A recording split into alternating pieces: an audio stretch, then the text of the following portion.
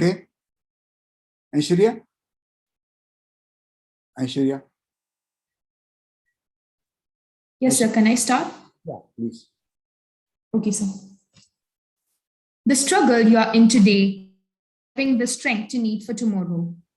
Honorable Chief Guest of the Day, Mr. Roy Kurian, Advisor to Medium-Sized Businesses, respected dignitaries, guests, delegates, and all the participants, a very warm good evening to one and all.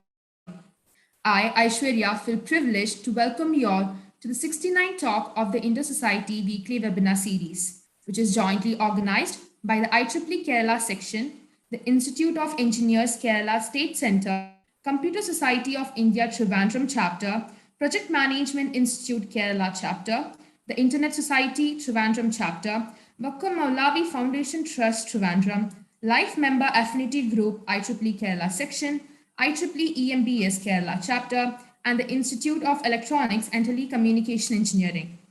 Before we begin, I would like to run you all through the program protocols. I request all the participants to put your name in the Zoom platform that was used while registering for the event.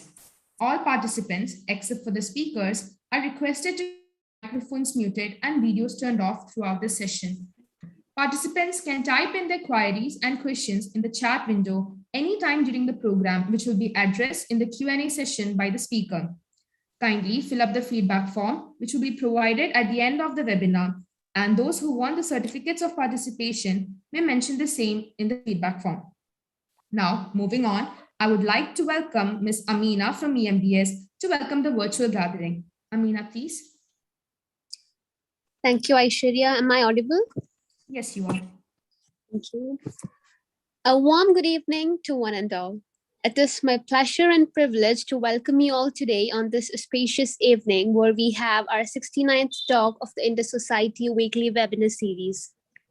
This great venture initiated by Inter-Society has been successfully coordinated throughout the past 68 talks and is going great with illustrious speakers and enthusiastic participants. Today's talk is not an exception. First and foremost, I welcome the respected guest of honor and speaker for the day, Mr. Roy Kurian, who is an advisor to small-sized businesses. He's a business leader having 35 plus years of experience in various industry segments. Thank you, sir, for accepting our invitation and bestowing us with your presence today. Now, our ever-supporting pillar and backbone, Mr. A.G. Harindralal, sir, Chairman of Inter-Society.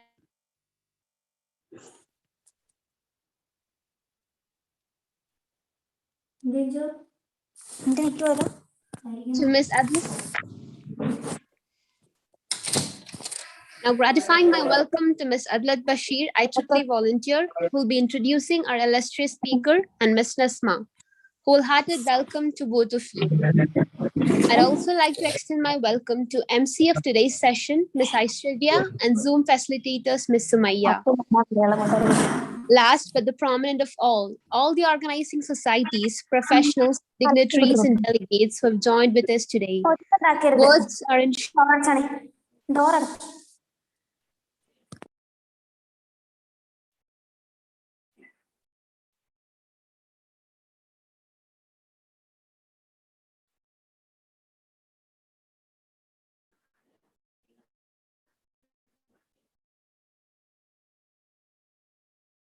Okay, thank you, Ami. Now, I would like to invite Ms. Adla from IEEE to introduce our speaker. Adla? Okay, am I audible? Yes, you are. Thank you, Aishwarya. A warm good evening to one and all present in the Inter-Society Weekly Webinar. Today, we have with us Mr. Roy Kurian. And I'm very happy to introduce our speaker, Mr. Roy Kurian. He is the business leader having more than 35 years of experience in the fertilizer, chemical, petrochemical, metallurgical, rayon, tire, titanium dioxide industry segments. And he has been leading large business as CEO during the last 15 years with the Binani Group, BK Birla Group, and PSUs, and currently serving as advisor to medium-sized businesses. And he advising promoters, owners of medium-sized businesses in all important aspects of their business as an offline CEO. Moreover, helps SME clients in formulating their detailed business plan and conducting structured performance reviews on a regular basis for attaining business targets. In addition to that, he advising SMEs in their selection of systems, service providers, and key personnel in various functional areas like projects, equipment and systems, branding, advertising, funding, HRIR consultancy, etc. Moreover, he remains connected with the internal as well as external aspects of the client's businesses always and thereby in a state of readiness to offer a considered opinion anytime it is sought. So today he will talk on the topic insights for SME business owners and CEOs. I hope he could give some spark to all of us. So once again, I would welcome Mr. Roy Kurian to the Indian Society Weekly webinar. Thank you. Thank you, Adla. Now, without further ado, I would like to welcome Mr. Roy Kurian, the distinguished speaker for the day, to begin the session. Welcome, sir. Thank you. Thank you very much. Am I audible? Yes. Am I audible? Yes, sir, you're audible. Okay. So good evening to all of you. And may I express my sincere gratitude to Mr. Harindralal and your entire team for having invited me and having given me an opportunity to come and talk for a short while to this august audience. So I'm extremely thankful for that. Once again, thank you very much for that. And in this session, when I was asked to give a talk to a forum like this, I had asked, what should be the topic, what should we be talking about? So then I was told that you can choose the topic. So what I decided to do is, I had been, as I had been introduced, I had been with different kinds of industries. Basically, I'm a chemical engineer, MBA, that is my academic background. I had been mostly with, for large spells of time with large chemical process, continuous process industries, like fertilizer, petrochemical, metallurgical, and all that. So, and presently, as I was introduced, I am serving as a business advisor from my consulting firm, CNS Consulting, giving advisory services to owners of medium-sized businesses. So in this context, what I thought is, rather than talking about some specific industry or its issues, something which would be more useful and appealing to a diverse crowd, I thought that would be something more generic, something more on the soft skill side than on the specifics of any particular industry or technology, and which would be helpful to one and all, whether they are an entrepreneur or an industry participant or an owner or in any field. I thought that would be a better topic. That is why this topic was chosen. And what I'm trying to present is basically not at all anything from the academic side, but whatever insights I personally have learned over my long years spent in the industry, in organizations. Whatever I have learned by doing the right things, by doing the wrong things, and ultimately that is what is experience. And basically on the soft skill side, a little bit focused on my present activity of serving SMEs. And I have made a small presentation, which I will show to you. After that presentation, I would like to, not to take too much time on that. After that, it could be more of a interactive session where questions could be asked, and to the best of my capabilities, we can discuss where all of us collectively learn. So that is just a brief introduction of what I'm going to do today. Now, let me come to my presentation slides.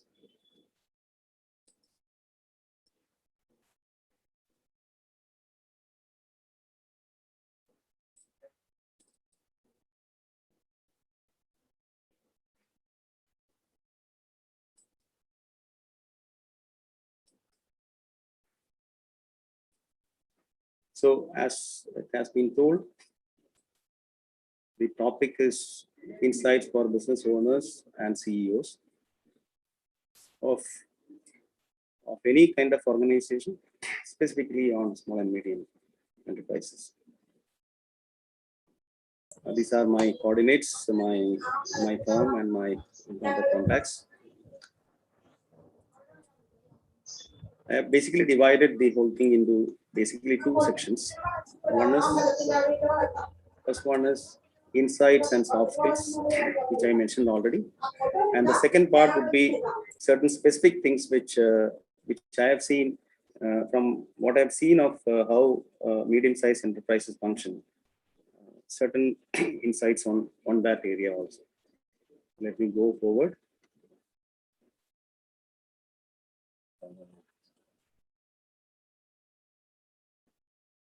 Yeah.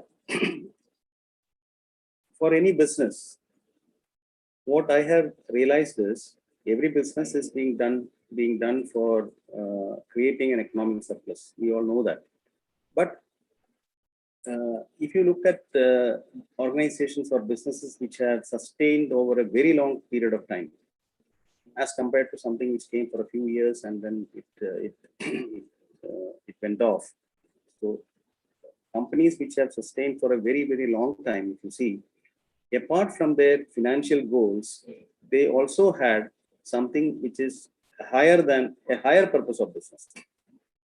That doesn't mean that you should be a charitable organization. That only means that you stand for something which is more nobler, something which is bigger, which is having a higher purpose than the immediate financial goal.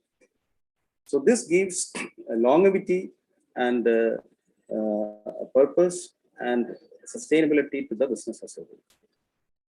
So you strive to meet the genuine needs of the society. Keep thinking about fulfilling these needs on a long-term basis, and strategies for your business will automatically follow. Businesses becomes durable and sustainable if you are having a higher purpose of business.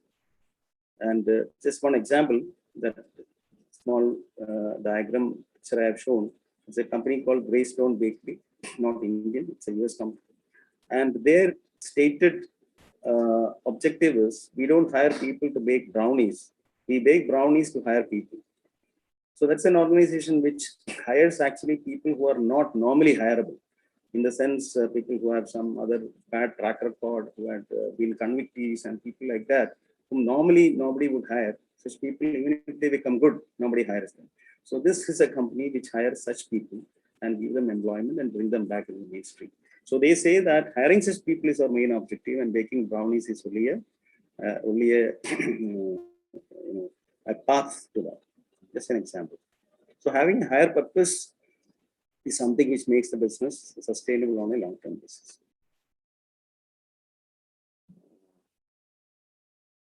The top part of the slide is visible, right? Because on my screen, the top title is visible. Okay. Thank you. Yeah. So what do you stand for?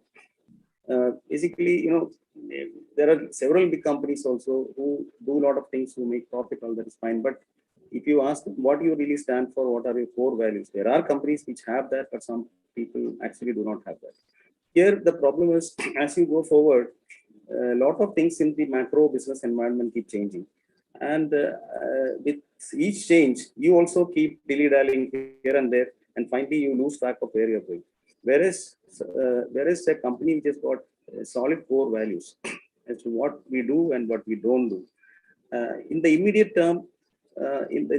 term, having such core values sometimes may lead to loss of some immediate opportunities. But in the long run, they will stand better because having such core values.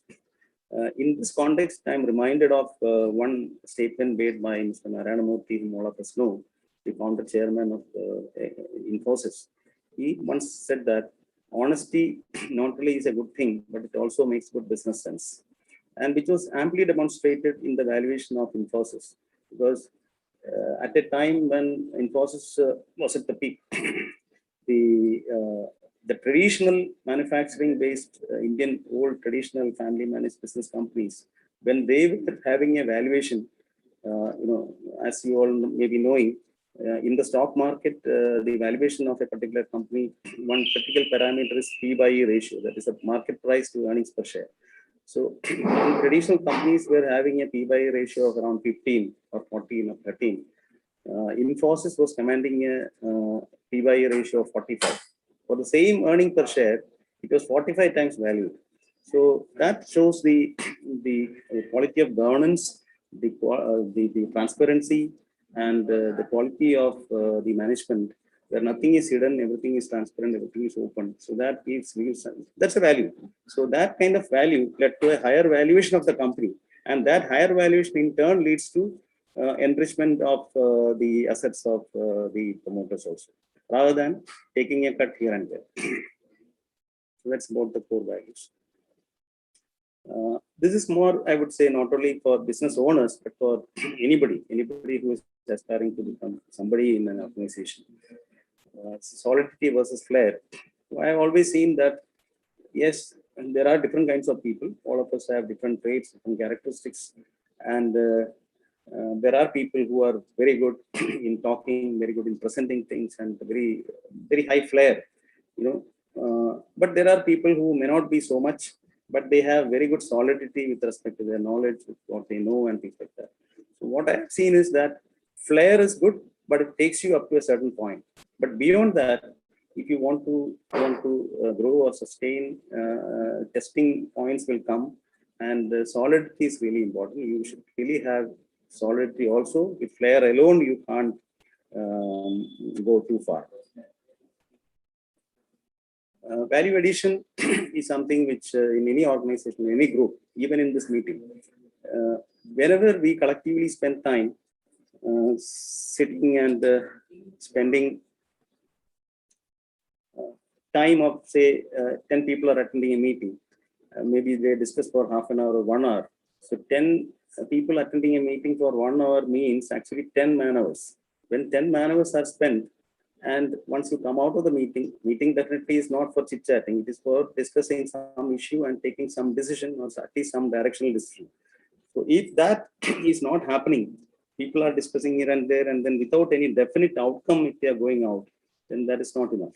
So this is about a meeting on any matter. If a file comes to you, if something comes to you, and you are just using your authority level to pass it on, like mostly what happens in government. So that's not the case. Everyone has to have a conviction that something that comes to me, when it goes out of my table, I should have added some value to that. Or in a meeting, we have to come out of that there should be a takeaway. There has to be something definitely decided. So this has to be a quality, a definiteness of our day-to-day functioning. Issue-based approach. Many times we see in the general society, as well as even in organizations, we all tend to want to be objective, but many a time, subjectivity comes in. Many a time people see what is the issue, rather than looking at what is the issue at hand. We want to see who is behind that, or some suggestion comes for improvement. Instead of looking at what is the issue and what has been suggested and how something can be solved, people look at who brought it up. Oh, it is him. Okay, let us support for either objective, opposite. So a more objective approach, looking at the issue rather than the individual. This is something which I've actually experienced. If you remove that subjectivity, if you are all able to look more at the issue rather than the individual, things become much more easier to resolve and take the organization forward. This is another thing, more for intra-organizational thing. See, the knowledge authority versus position authority. Especially in government organizations, in government, private sector, not that much. People cling to their positional authorities. I am so and so. I am managing director, or I am general manager. So once they say something, you have to agree or you have to follow.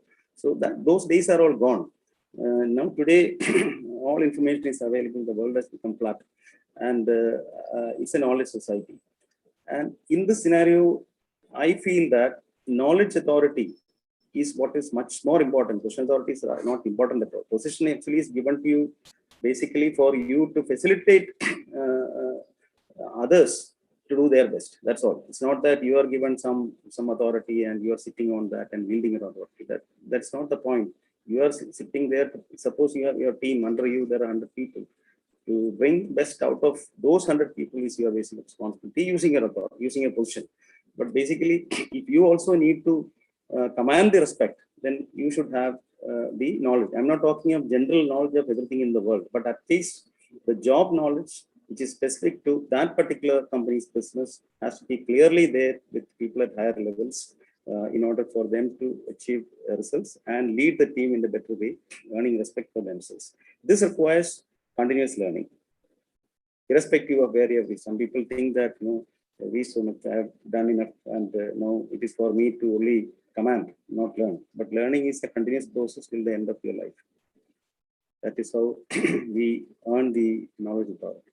Once the knowledge authority is really there, I have experienced that leading a team is very, very easy, because your credibility, your knowledge, and that respect, once it is earned, then whatever you say, not that whatever you say people may question, but still they will know that once this guy says something, he would have definitely done the homework. So that is why I feel knowledge authority is very important.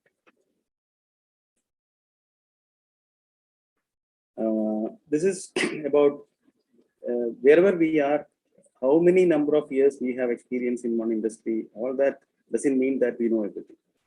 There may be specific aspects of the business of the company where we need to take a decision, where we don't have all the knowledge, all the inputs.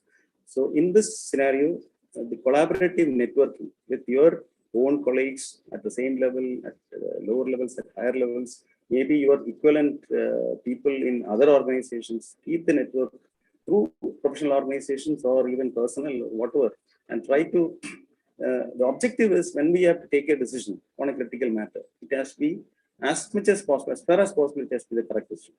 To ensure that it is a correct decision, you need to tap all the resources that is available, for which we need to do this collaborative networking without any hesitation, without any. So then only you will reach the correct decision. But here again, I would qualify one thing. If somebody is, if every decision needs to be 100% perfect, 100% perfect, then it is also practically difficult, because in commercial organizations, you need to keep deciding many things on a day-to-day basis. So that is why people are required to decide. Otherwise, machines could have decided. So in such a scenario, having 100% of the information required for taking a decision may not be practical. Sometimes you may have to take a call with maybe 70%, 80%, or 85% of the information available, and rest you have to do your own judgment. So that is also there. But still, you have to try to put your best in the shortest possible time to get the best available information and take an informed decision.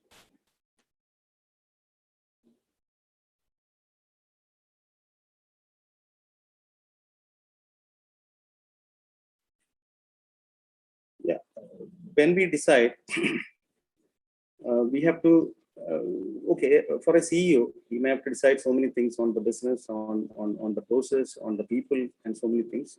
So one basic thing which a top guy can keep in mind is, when decide, even if you don't have all the details, at least check two things: whether this is doing this way, is it really good for the organization in the long term, not for getting an immediate benefit?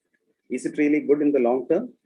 And is it in the larger interest of the organization, not for a small set of people or for a small group? Is it in the larger interest, or does it serve the long-term interest? Once that check is done and you have a satisfactory answer, most probably the decision you take would be right. But it may not be popular sometimes, but still it would be right in the long term. For anybody at any level in an organization, I would say we have to enjoy the work. You can hear a lot of people, I am working in so-and-so company or in the new generation IT companies. So it's a lot of work. You have to work for so many hours. It is very tedious and things like that. Of course, there may be a reality to some of it, but what I have seen is we have to enjoy the work we are doing, whether it is your own business, whether you're working for somebody or whatever. we have to enjoy. Once we enjoy work, then actually what happens is work ceases to be work. Why do we enjoy playing a game? Because that is something you don't see it as work. You are playing, you are enjoying each aspect of the game, and then you're enjoying. Suppose work also happened to be like that. Suppose we could see the work nothing but not as work, but as something we enjoy, something like a game. Then work will cease to be work. That doesn't mean that you should ignore your family and sit 24 hours in the office. I'm not saying that. It is, and today's world, it has become, a continuum. Work is a continuum. Actually, the personal time, official time, all that, the distinction between all these are gradually going away, because you have devices, you have your mobiles or tabs or that. Wherever you are connected. So if even if you're in a personal time, some emergency comes and you get a message, you have to respond to it. Similarly, or the converse also, if you are on your official time, even during that time, some personal emergency comes, you can attend to that also. So that all is not an issue, but the enjoyment part. So here, some people may ask, see, I'm in so-and-so company or so-and-so organization, and I'm not able to enjoy the environment is not conducive, or the boss is very suppressive, and how do I enjoy? That's a reality. That may be a reality in some cases, but then what you should do is, either if you have the capacity and the capability, you should try to change the environment in which you work. That may be possible in some cases, depending on your level and your position. It may not be possible also. And if it is not possible for you to change, you have to make all possible attempts. You have to represent to formal channels, to your hierarchy, to your higher ups, and say that these are the difficulties I face, and if this is resolved, I can come to a better enjoyment situation. I can contribute better. In spite of all that, if that is not happening, then you should realize that you are actually not in the right environment. Then you have to change the environment and change rather than sitting and cribbing there, move to an environment where you would actually enjoy. And that, I feel, is the right professionalism, rather than keeping on complaining and sticking to a place. Walk the talk. This is very important for everyone, but especially for people at the higher leadership levels. Take a case of a CEO, for example. He may be he is trying to take the company forward. He is working for the company. He is giving various statements, various promises to his team, to the people down below. This is where I am taking the company, to the workmen, to the employees. So a lot of things he may have to give commitment statements and all that. And what I have seen is, especially in manufacturing organizations, a lot of unionized labor and all that. What you should walk the talk, in the sense, you should state or commit only what you can do. And once you say that I'll do this, you have to do it. So this earns credibility. Whereas to get something done for a very short-term benefit, if you just do some bluffing around, okay, don't worry, you do all these things, I'll take care. And he doesn't take care. Second time he asks something, it will not happen. So this helps in building the credibility, the trust, and also building lasting relationships. This is about organizational alignment. See, the company has to set, or the leader has to set the short, medium, and long-term goals of the organization. Once that's a business requirement. Once that is set, depending on the sector in the segment in which the company is operating. Once that is done, then do we think that once that is set and the machinery, equipment, everything is put in place, then automatic things will happen?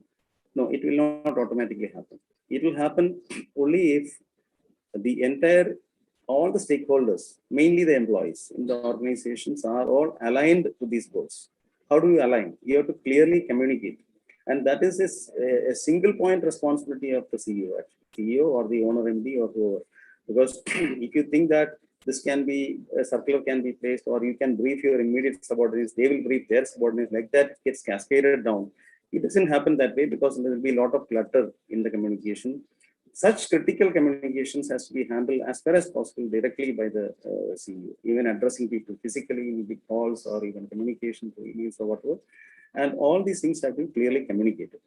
And any feedback from the organizational participants has to be taken seriously. And if any amendment in the goals is to be done based on any sensible feedback, that also needs to be done.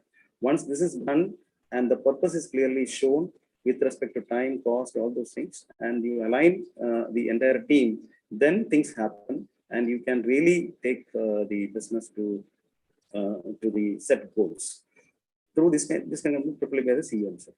So here I would just say something. See, what I believe is, with an organization having people who are not very highly intelligent, who are not very poor also, average or just above average kind of people, members in an organization, if they are all well aligned and working towards a common goal, working together, working towards a common goal, they can, with what I said is just above average kind of people working together in very well aligned can deliver extraordinary results. Whereas if you have another organization where you have very high intelligent people of Albert Einstein's kind of intelligence, but they are not aligned and they are all working at cross purposes, they will destroy the organization in no time because of the lack of alignment. So this is the importance of alignment. Learnability, we all know, learnability is neither learning nor knowledge. It is the openness of the mind and the willingness to learn from anyone, anything, irrespective of rank and stature. So that is the state, that's actually a trait. If somebody has got, say, 25 years experience in one particular industry, and tomorrow a fresh guy coming and seeing the whole thing for a day or two, and if he's coming and saying that, sir, instead of this, you should do like that, instead of brushing him off, you should have the patience to listen to him carefully, and if there is anything sensible in what he says, we should be prepared to at least adopt that. So this is learnability, and this learnability is an essential attribute for growth, both for the individual and for the organization. This is the basic mindset. We have to, for a CEO, we need to inculcate this that CEO bent of mind or that kind of a thought to all people in the organization, rather than just seeing them, okay, you are a draftsman, you do only drafting, don't think about anything else. Or you are a maintenance engineer, you do only maintenance, you don't think about big things. That is not the way. Let him do that. But everyone should know what the organization stands for, where we are going, the long-term plan and things like that. So that is work and deliver in one's given role, but think for the larger, longer-term interests of the CEO. Here, two things will happen. Everyone will know the long-term, the larger picture and the longer-term interests of the company, and everyone will try to contribute keeping that in mind in his limited area of work.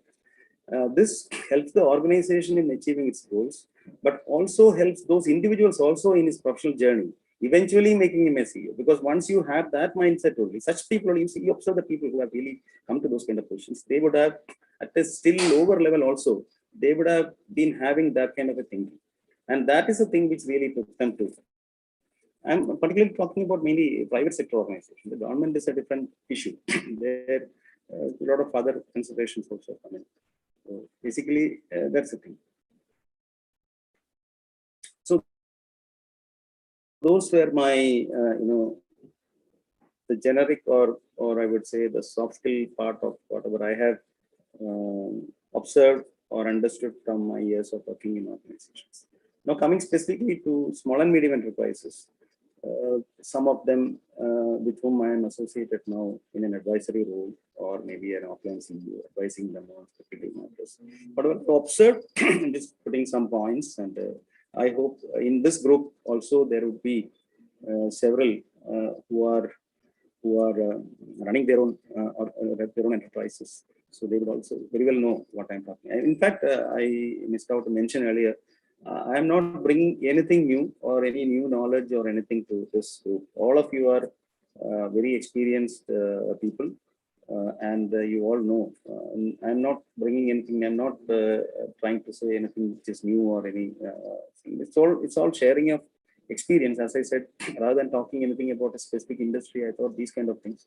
But it is all distilled wisdom, if I can call it that way, based on actual hands-on life in an organization. So I thought I'm just mentioning that. It is just, for many of you, it will be only a recollection. Okay, this may be okay, this may be right, or I too have faced the same thing. SME pain points. What I have seen is, in large corporates, annual business plan is a very standard thing, nothing new. In large organizations, private or public, every financial year, as we all know in India, financial year starts with April to next March. So from the previous December, or at least by January, the companies start preparing the draft business plan for the next year. Business plan, when I say, it is not a very lengthy word, text document. It is basically a projected profit and loss account for the next year.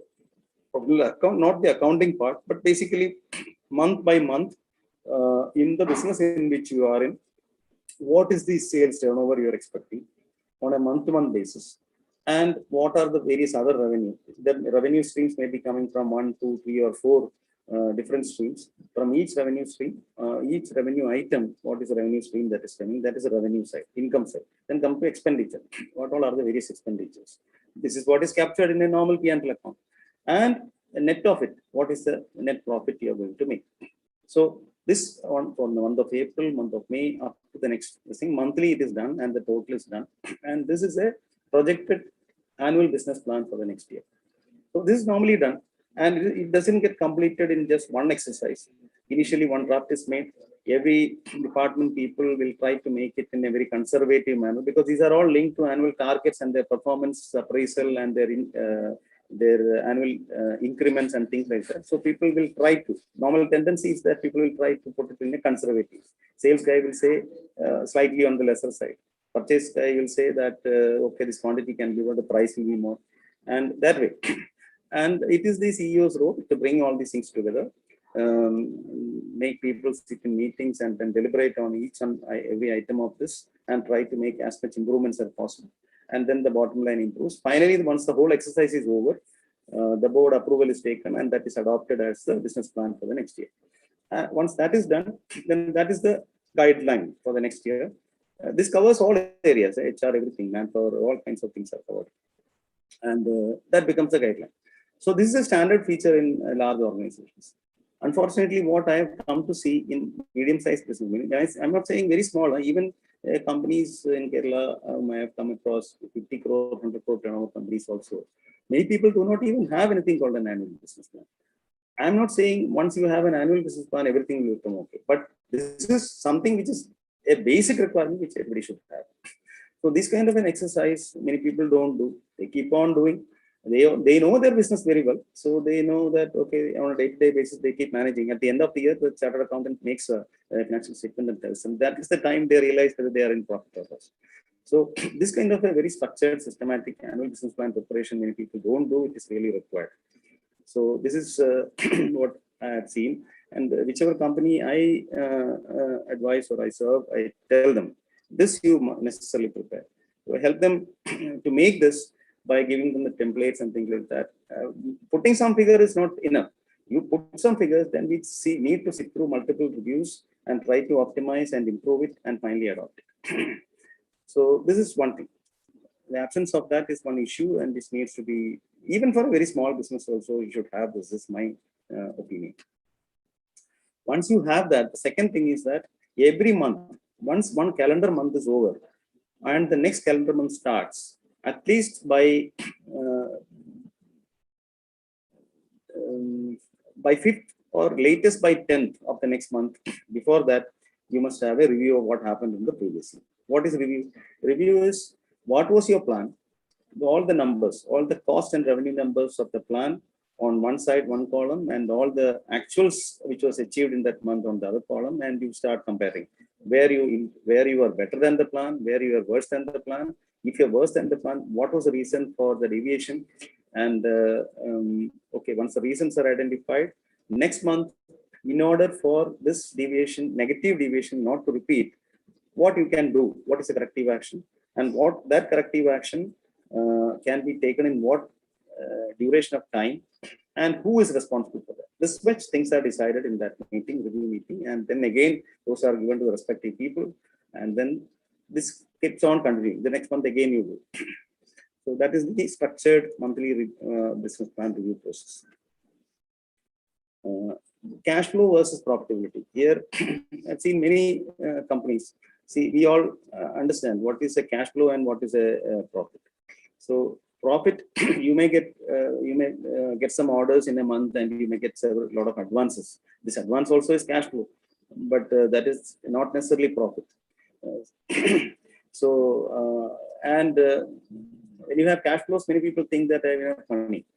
But when you really account it, you find that you have to account for your overheads and other expenditures and taxes and all that. Finally, even though you had appear to have a healthy cash flow, finally you end up in a loss. So all these are important. That realization also is very important.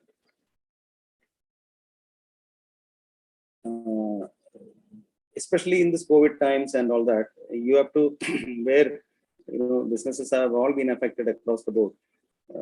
Keeping the overheads under control. Overhead costs, basically what I'm talking about. Variable costs is all costs that vary directly in proportion to your output, whether it is a service or a product or whatever. Fixed costs or overheads are things which are fixed. Whether you have a production or a sale or not, even if it is zero, you have to incur certain costs. For example, your rent or your fixed salaries or permanent employees and things like that are all fixed overheads. So in difficult scenarios where your own, getting orders and things like that are very much in question, try to optimize the overheads to the extent possible so that you can at least sustain. This overheads, one more thing I'll tell you, when companies are doing very well for a certain period, for a month or for a year or two or whatever, when suddenly business has improved and a lot of money has come in, everybody has this tendency of increasing unnecessary overheads. I think that we'll have some people, we'll have some executive secretary, we'll have this, that, and we'll buy some vehicles, unnecessary office space, all those people will do. And when the next term comes and business goes down, they'll find that all these overheads are a problem. So it's all this actually investment should be directed towards the business generating kind of assets and only to the extent required only you should do these overhead expenditures. And again, in this difficult times, some of the fixed costs which you have, as I said earlier, you may be able to convert to variable. That is, very difficult situation, and you even for permanent kind of people, wages or rent and things like that, you can try to structure things in such a manner that this is all linked to the business that you get.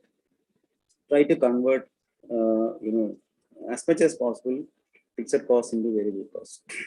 100% is not possible. You can outsource certain non-core activities that way. For example, if you are running a canteen of your own with staff and people and all that, people coming to office itself will become very less. So you can maybe tie up with some external catering agency, and for whatever food delivered you pay. Similarly, vehicles, rather than maintaining a fleet of vehicles of your own, tie up with a car hire agency, and as and when required you hire. So these kind of things I'm talking. Many a time this collection, when you sell, and you have to sell and you have to collect the money for whatever you have sold. So this collection mechanism in many cases is very weak. So what happens is you have your working capital, you produce, you sell. In the market, depending on the industry you are in, the gestation period, the cycle time may be, in some cases you may get the payment in 15 days. In some cases you may get in 6 months. So unless you have an efficient collection system, you might have produced, you might have sold. And the moment you sold for a good price, that price is captured in your accounting system. And whatever profit is there on the books. But unless you physically collect it, you don't have the cash flow. So that collection mechanism is also very important.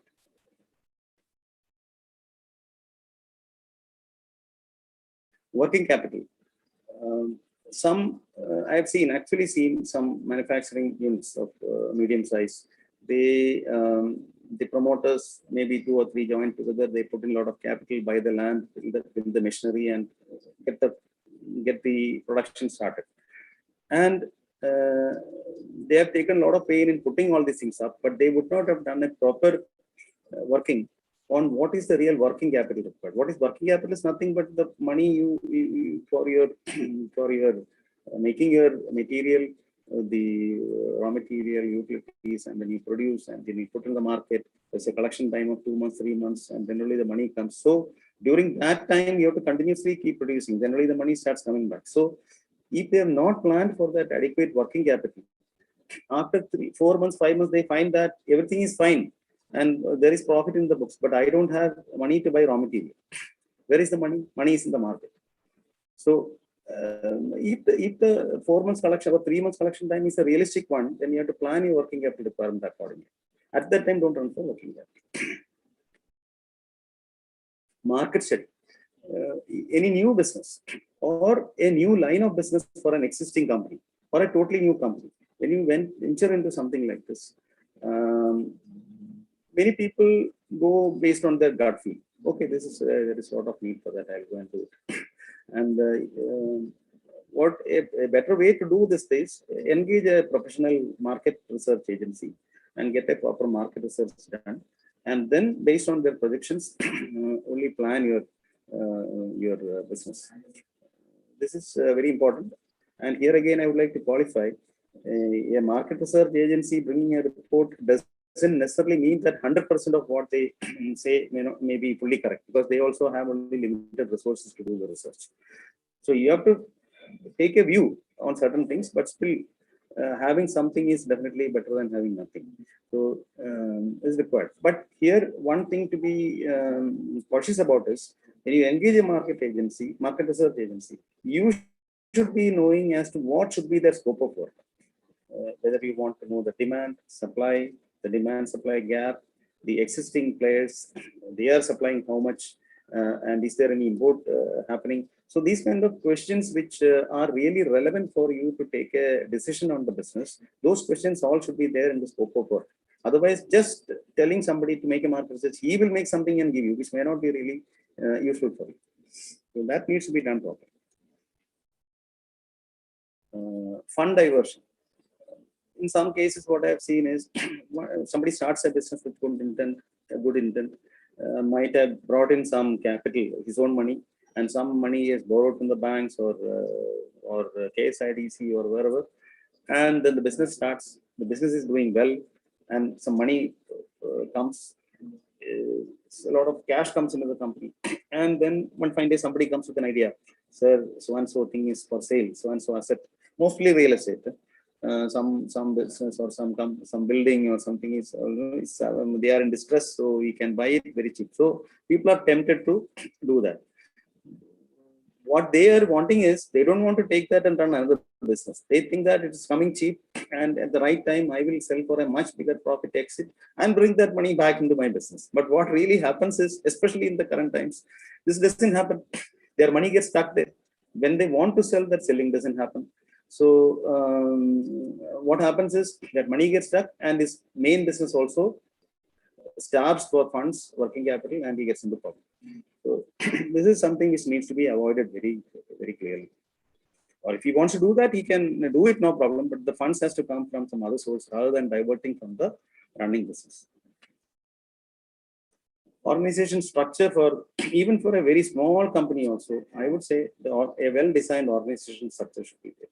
Everyone doing everything, because normally for a company which is promoted by a single individual, he has put all his thing into that, and something is happening. So he will be there in everything, right from peon to his general manager. Everybody he will be instructing, he will be giving instructions and all that. So that kind of a thing, up to a certain point of time, up to a certain level of growth, it will work, because everything is visible, everything is touchable, everything is seeable. But once it grows beyond a point, unless you have a proper structure, it will not be helpful. And if you want to really make people below you accountable, then the instruction flow, command flow, everything has to be through the proper organization structure. Otherwise, something goes wrong and somebody is asking why this happened, then people in between will say, see, I don't know, sir. It is the MD himself has given an instruction to do like that to my subordinate. So what can I do? So that is why the organization structure and giving respect for the hierarchy is important. not only for a discipline, but also for getting the organizational results on a sustained basis. Compliances.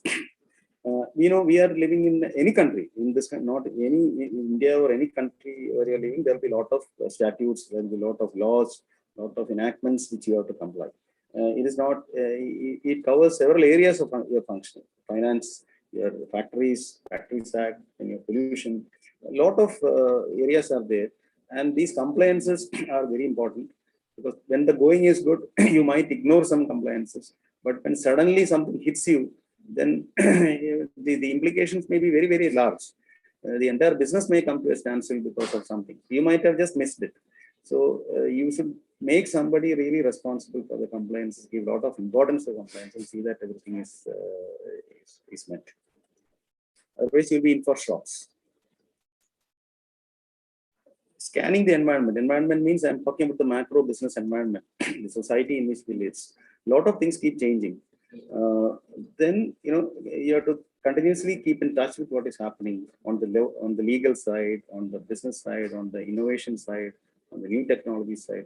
So there'll be opportunities, there'll be threats, there'll be potential, and disruptions can happen. So we need to keep in touch with what is happening. Everything we cannot control. We cannot control at all what is happening outside, but we can only adapt our business to be in tune with these changes, so that we are not destroyed. Or at least we make good of that, we make opportunity, convert that into opportunity. So that continuous scan is also important. So that's all about my gentle presentation. I will just end the show, minimize it, and I am now open for any discussion, any questions. So in fact, I want to take only very little time for this presentation part. We can maybe spend more time in discussing. If anyone has got anything, kindly come forward, please. Thank you so much, sir. There are some questions in the Q&A session chat box. Can I read it out? Yes, please. Okay, sir. The first one is from Francis Joseph. I'm a trainer in innovation process. What is its role in business? Can you repeat the question once again, Aishwarya? Yes, sir. I am a trainer in innovation process. What is its role in business? He's a trainer in innovation process. Yes, sir. What is its role in business? Yes, sir. Yeah, innovation, as we all know, innovation is of very prime importance in any business. Innovation does not necessarily mean that when you say innovation, people are mostly thinking of technology or specific technological products and innovative things. I would say innovation is more general. Even in your administrative practices, how a file moves or how a electronic file moves before a decision is taken. Even in such matters also, you can find better optimum ways of reducing the time and improving the quality of the decision. Any such things which is a deviation from the status quo, which is aimed at achieving some improvement, either reduction of time or reduction of cost or improving a quality, all those things are innovation, and all these things are of extreme importance to any business. Have I answered the question? Yes, very good. Thank you. Okay, sir, we'll move on to the next one. 10% startup success rates are reported in some literature. Is it right or wrong? Once again? 10% startup success rates are reported in some literature. Is it right or wrong? Oh, the success rate of startups. Success rate of startups, I do have come across such literature which talks about out of the startups only 10% succeed, or maybe 15% succeed. I think, see, apart from having read such statistics, I do not have any other mechanism to authenticate or verify. because I work with some startups also, guiding them, advising them and all that. I think it is true. My feeling is it is true, because if you look at not only the new generation startups, any business historically, if you see, we see only the names of companies which are surviving or which are still there in, still alive, right? Whichever company has started and functioned for some time and closed down, who remembers them? That's all gone. So I think that's a correct number. And um, that will remain so also. And that is the, I think that is the way it is. Because today, if you look at, say, people who are into angel funding or venture funding and all that, people who put such money, their own money, or maybe uh, angel funding people, for example, they have money. Suppose somebody has got, say 100 crores with him. While I was talking to some people, what they do is they invest only in startups, and that too technology-based startups which are having a high scale-up potential. They identify all that, they do their research, and then only select the startups for funding. And when they fund it, suppose they identify 10, put 10 crores each into each of these people, and they know that very well that 8, maybe 10 or even 20%, let's say 20, 8 out of these 10 will fail, that they are anticipating already. So their 80 crores is gone. But from those two things which succeed, one could be a Zomato, where this 10 crores he puts in will become 1,000 crores tomorrow, 1,000 or 100 or 500, whatever. So that kind of success will be there in 1 or 2, and that is enough for him to get his huge return. So that is why it is called risk capital. That's the way it is. I think that's the hard reality.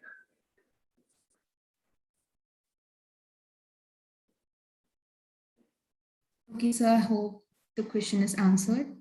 The next one is honesty and business.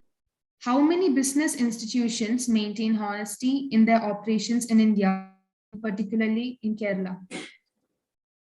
I honestly, I do not have any number for that, but I can tell you from my years of experience, there are organizations. It's not that there is nobody who is honest. There are organizations which are honest. May not be 100%, but by and large, in most of their dealings, they have a basic value system, and they don't deviate much. Suppose somebody says, you do this shortcut, you bribe him something, you get some benefit. No. We stand where we are, we go this way. It doesn't matter. There are companies who do like that. My personal feeling is that if you have things like that, in the long run, you will sustain better, rather than, if you do some other kind of thing, what happens is it will all bite you back at another point of time. So I don't have a number of companies, but I don't want to name any company also, but I have seen companies who are actually very good as far as this aspect is concerned. The company which I mentioned, Infosys, is one such company at a national level. And they have been awarded so many awards for their quality of governance, for their compliance, for their transparency. So many international awards they have won.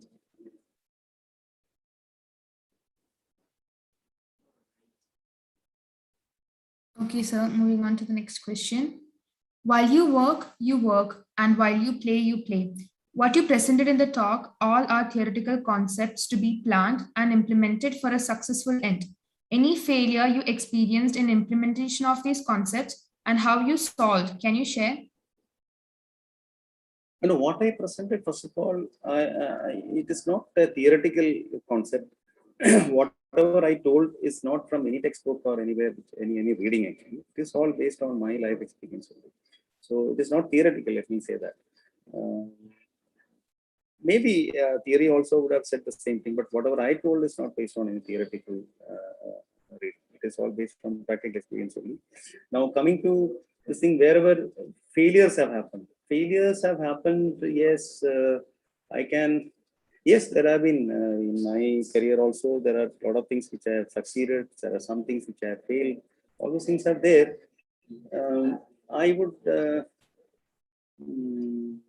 failure example, I can tell you one thing, that is, while heading one company, I don't want to name any company, while heading one company where I served actually for a very long time, joined that company at a middle level, and then gradually over a period of time became the CEO of that company. As CEO, I served for a significant length of time, and then I left that company for a better prospect later. So here I was always trying to practice most of these things what I explained today. Of course, it was not that right from the first day I knew all this. Over a period of time, I learned and then adapted. Maybe I did a lot of things which were not like this also. Over a period of time, I learned, and and when as far as managing the team is concerned, I was not pushing things hard. Hello, can you hear? Yes, sir, you're audible. Yeah. Means some people, some CEOs are very high task masters. They will just steamroll people, and I don't want to hear anything. I don't want to hear anything. I have a problem. Don't come to me with for a solution. You solve. You just that kind of approach and steamrolling. So I was personally not like that. I was trying to stand along with them and trying to resolve issues. And when people come to sing, rather than pushing them back, okay, sit down. Let us try to resolve. Sometimes give solutions. People used to advise me also. You should never give solutions. You should only make them solve. Then only but anyway, each one has got its own nature. Maybe that was a mistake. I don't know. But for this kind of approach, I was following. And in a very understanding manner and trying to resolve, and a lot of positive results also came. Then after I left that organization as a CEO, things were all fine. Then I left, and then we were doing in the manufacturing process several modifications, improvements, and things were all happening. Gradually, improvements were coming. But after that, somebody who came in my position was a totally different kind of approach he had. He didn't want to get into any details. He was not from that industry also. So he said that we will, anybody comes in with any problem, no, I don't want to listen to anything, you go and solve. And heavy pressure on everybody. So later I found that with that kind of an approach, at least in the short term, results improve. Whatever the production level also slightly improved. Of course, some modifications and what we did earlier gave effect at that point of time. That was there, but still overall some results here and there started showing some improvement from what it was earlier. So at that time I started really introspecting and thinking, was my approach wrong? The guys who were supposed to be very sincerely working, are they doing better work or contributing more so that your company is improving a little better? So I was for some time, so all these years, whatever I was believing as the correct thing, was it really wrong? Did I go wrong? So this approach itself, was it wrong? So these kind of questions came to me for some time. But later, what happened is that kind of an improvement was short-lived for a few months. But that kind of pressure, and without giving any kind of without an understanding approach and collective problem solving and collective growth, that pressure based improvement in results did not sustain for long. After a few months, it started going down, and the morale went off, and the people started leaving. All those things happened. So I still, even though that was a failure, it can be looked at as a failure, but suppose for a very short term, we are looking at a quarterly result or a month-on-month improvement or a quarter-to-quarter improvement, then probably that could have been a failure. But if you look at a longer term, take a longer term approach of the business and look at not what is happening during the 1 year I was sitting there, I got some results. If you forget that and look at, irrespective of you, in the longer term, it has to do well, whether you are there or not. I feel that was not a mistake. So this is the only thing I can recall, at least for a short term, some reversal happened. Otherwise, I feel all these things are really the right direction only. That is my feeling.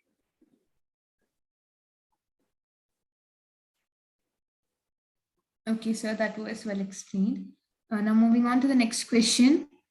Coming to Kerala's business environment, what are the basic reasons for all to be able to attract investors here for setting up industries? Is it other states, industries are thriving, giving employments to thousands of people? How to bring changes to improve this situation? The visions of key decision makers for drafting policies need changes as we are passing through Industry 4.0. I desire to get suitable solution for this state of affair in our state. Yeah, this is a very good and pertinent question, especially at this point of time, where very recently certain incidents happened. We all know that. Where some things happened with respect to, there's no issue in name the company because it was very much there everywhere in all social media and newspapers with Kitex. So whatever happened there, and then they also, after a certain point of time, reacted. And after that, they said they were going out of the state, not for the existing operation will continue, but their new expansion will go to Telangana. All those things we heard. So that is a backdrop, I think, in which this question also has come. So I can just give you my personal view of this. Every person in the state, every thinking person, every knowledgeable person will have their own views. That also I respect.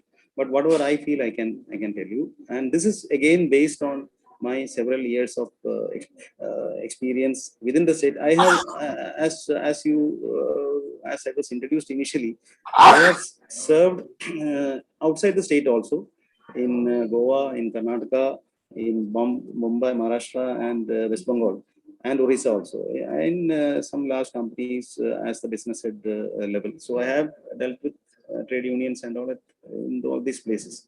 Kerala was the place where I served for the longest duration in 3 companies.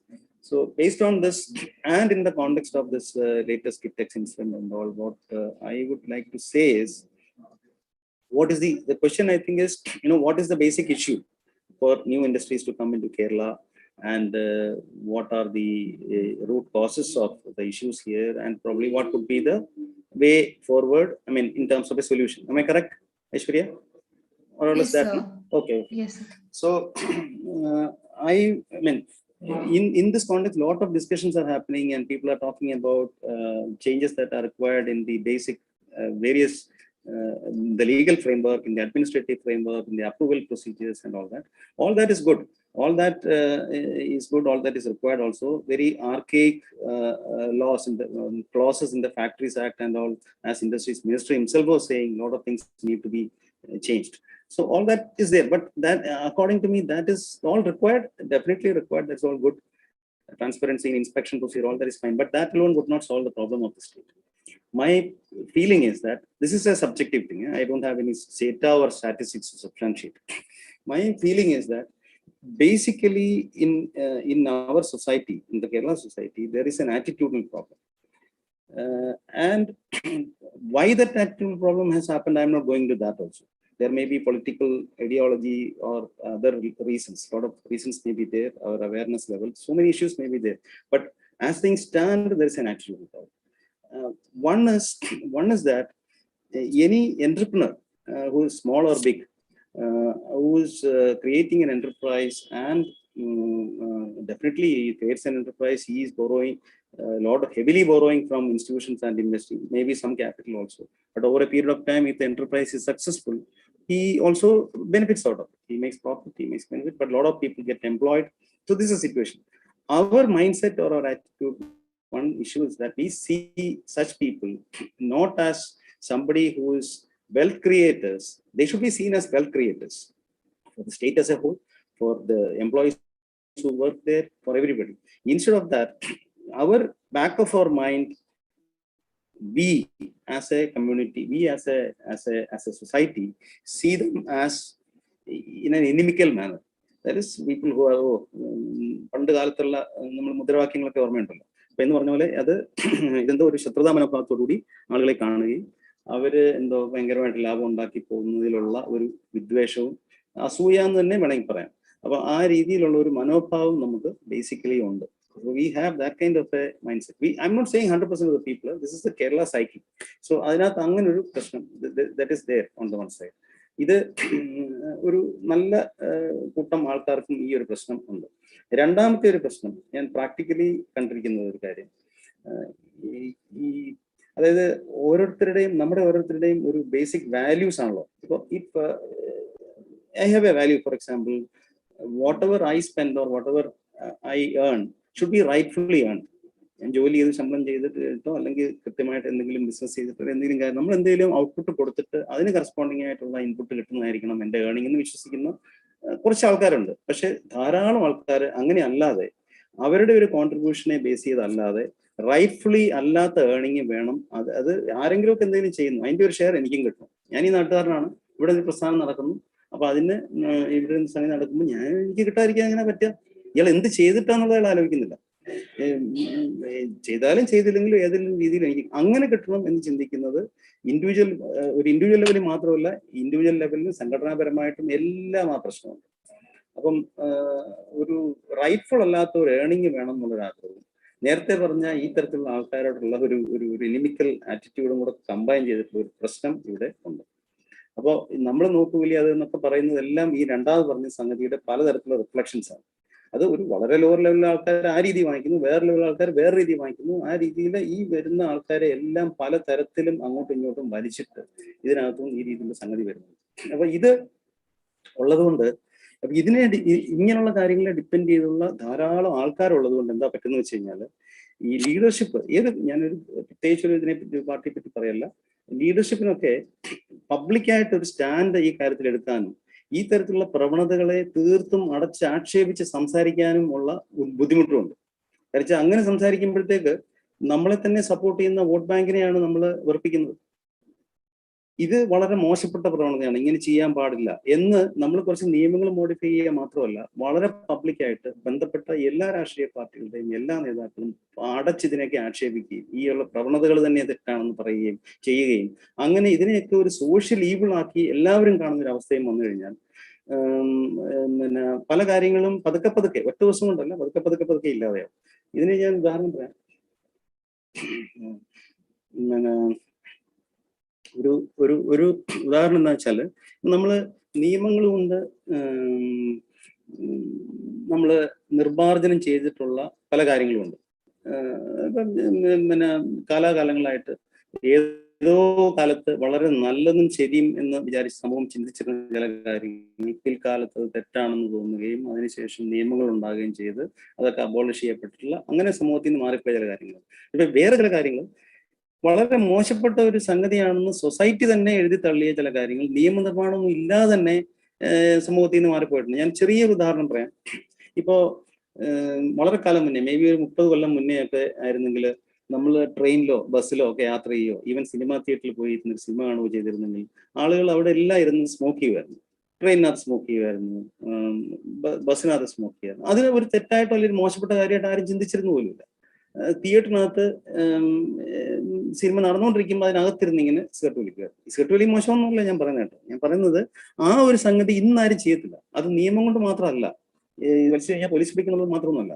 ഇപ്പൊ ആരെങ്കിലും അങ്ങനെ ചെയ്തു കഴിഞ്ഞാൽ അങ്ങനത്തെ ഒരു സ്ഥലത്ത് പറഞ്ഞാൽ ഈ ചുറ്റിയിരിക്കുന്ന ആൾക്കാർ തന്നെ ഇയാൾ എന്താണ് ഈ കാണിക്കുന്നത് എന്നുള്ള രീതിയിൽ മറ്റുള്ളവരൊന്നും നോക്കും. വാട്ട് നോൺസെൻസ് ഈസ് ഡൂയിങ് എന്നുള്ള രീതിയിൽ people will look at it. ആ ഒരു സോഷ്യൽ ഒരു ഐസൊലേഷൻ തന്നെ ഉണ്ടാവും അന്നേരം. ഇപ്പം വലിക്കുന്ന ആൾക്കാർ എവിടെയെങ്കിലും മാറി എന്നൊക്കെ ചെയ്യത്തുള്ളൂ. അത് സംതിങ് കൺസിഡേർഡ് അങ്ങനെ പബ്ലിക് പ്ലേസിൽ ചെയ്യുന്നത് മറ്റുള്ളവരുടെ ഹെൽത്തിനെ എഫക്ട് ചെയ്യുന്നുള്ള ആ ഒരു അവയർനെസ് ഒക്കെ വന്നിട്ട് society itself has made it something as A taboo എന്ന് പറഞ്ഞ പോലെ ഈ ഇത്രയും കാര്യങ്ങളൊക്കെ വളരെ മോശപ്പെട്ട ഒരു സംഗതിയാണെന്ന് ഉള്ളൊരു ഫീലിംഗും വരണം. ഒന്ന്, ഇതുപോലെ റൈറ്റ്ഫുൾ അല്ലാതെ ചെയ്യണം. ജോലി ഇത് ഉണ്ടായിക്കോട്ടെ, ജോലി സ്കിൽഡോ അൺസ്കിൽഡോ ഏതെങ്കിലും തരത്തിലുള്ള ജോലി ചെയ്ത് അതിൻ്റെ വേണമെങ്കിൽ ഡീസെന്റ് ആയിട്ട് തോന്നി. അതല്ലാതെ ഇവിടെ ഒരെണ്ണം വന്നു നമുക്കും അതിന്റെ ഷെയർ കിട്ടണം എന്ന് പറയുന്ന ആറ്റിറ്റ്യൂഡ് ഒരു തരം കംപ്ലീറ്റ് ആയിട്ട് പോകണം. അതിനെ എല്ലാവരും മോശപ്പെട്ട സംഗതിയായിട്ട് പറയണം. രണ്ടാമത്തെ കാര്യം, ഈ പറഞ്ഞ പോലെ ഈ വെൽത്ത് ക്രിയേറ്റ് ചെയ്യുന്ന ആൾക്കാരെ നമ്മൾ സമൂഹത്തിലുള്ള വേറെ ഏത് തരത്തിലുള്ള ഏത് കാറ്റഗറിയിലുള്ള ആൾക്കാരെ കാട്ടി കൂടുതൽ സമൂഹം റെസ്പെക്ട് ചെയ്യുന്ന ലെവലിലേക്ക് അവരെ ഉയർത്തണം. ഇപ്പൊ ഞാനും പറയുകയാണെങ്കിൽ വലിയ എന്റർപ്രൈസസ് റൺ ചെയ്തിട്ടുള്ളതും ഒരു എന്താ പറയാ ഒരു സർവീസ് കപ്പാസിറ്റിയിലേ ഉള്ളൂ.